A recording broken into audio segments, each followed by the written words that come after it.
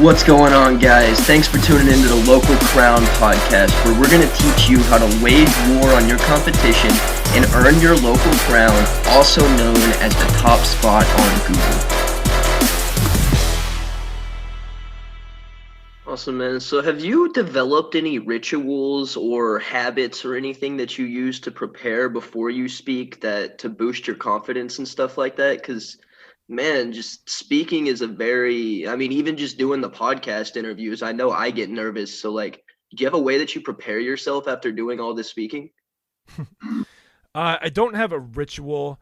I think, the more you do it, the more comfortable you get. But it's, I'm thinking back to some of my first talks where I was very, very nervous. In something like NLP, they teach you that you can do things like what's called anchoring, and you may not have heard of that as a way of kind of anchoring a certain kind of emotional state into your body. I played with that a little bit. I think it helped a little bit. It didn't help a lot. It made a minor shift for me. And I'm not going to go into detail on how that works. I'd recommend you talk to someone that actually specializes in NLP to get a better explanation anyway. But that's one thing you can do. I guess for me, I think when I get on stage, I'm able to kind of in a sense, dissociate from my regular personality in some ways.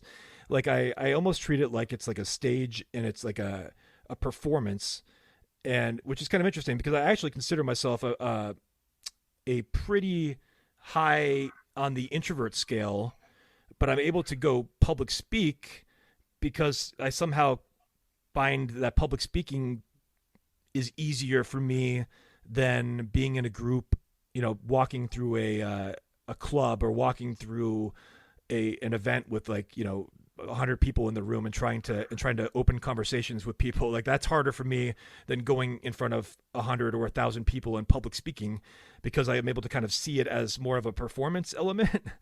and I guess viewing it that way has helped me as an introvert to be able to have success in that area. So that's the way that I view it. I don't know, but I wouldn't call that a ritual necessarily. It's just kind of a mindset or an approach that I've taken that works for me. Awesome, man. I love that perspective on it. I know that there's a lot of very, very successful public speakers that then when they step on the stage, it's showtime. And there's definitely the majority of us, especially as introverts, we definitely have to step out of ourselves in order to do that. So yeah, 100%. I've known some speakers that are very, very quiet people, and then they get on stage and they're this dynamic, super animated person, and it's almost it's crazy as you watch that transformation happen before your eyes. So there's one speaker I think of that he's not well known, but I'm just thinking of meeting him off stage versus seeing him on stage was just mind blowing because of the difference in the way that he presented himself. And yeah, so if you're, I just do think that if there's other people that feel that they kind of experience the world like I do, that just approaching it as a performance and thinking of it like that it just works for me, and it may work for some other people that again approach the world the way that I do. So.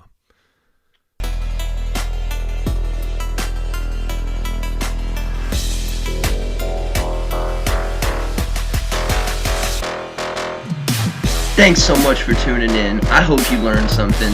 If you have questions, email us at info@thelocalcrown.com. And if you want to get featured in our publication, Inside the Empire, alongside John Lee Dumas, the entrepreneur on fire, Jayson Waller, the CEO of Power Home Solar, Sharon Lechter, Dan Caldwell, the man that started Tap Out, and the limitless man himself, Jim Kwik, for free, then head over to thelocalcrown.com/become a contributor.